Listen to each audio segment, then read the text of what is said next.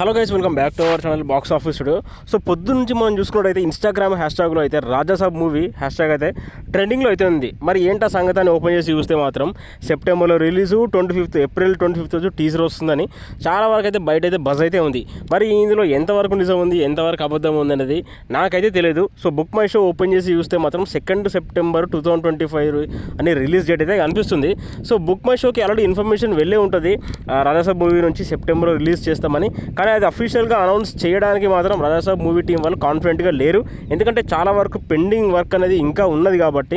ఎందుకంటే కొన్ని చిన్న చిన్న సాంగ్ షూట్స్ అనేవి ఉన్నాయి, కొంత ప్యాచ్ వర్క్ ఉంది, తర్వాత సాంగ్స్ రికార్డింగ్ అయితే కొన్ని జరుగుతున్నాయి. ఇంకా చాలా పెండింగ్ వర్క్ అయితే రాజాసాబ్ ఉంది. మరి బుక్ మై షోకి మరి ఏ రకంగా వీళ్ళు రిలీజ్ డేట్ని అలా ఇచ్చారో తెలియదు. కానీ మూవీ అయితే ఎటువంటి కాన్ఫిడెంట్గా అయితే లేదు. సో ప్రజెంట్ ఉన్న వర్క్ అయితే ఎంతగానో ఇంకొక 100 days వర్క్ అయితే ఉంది రాజాసాబ్ మూవీకి.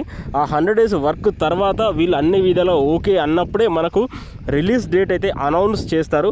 ఇక లేదంటే మనకు టీజర్ అంటున్నారు, ఆ టీజర్తో పాటు మనకు రిలీజ్ డేట్ అనౌన్స్ చేసే అవకాశాలు అయితే ఉన్నాయి. మరి చూడాలి, 25 ఏప్రిల్ రోజు టీజర్ అని అంటున్నారు.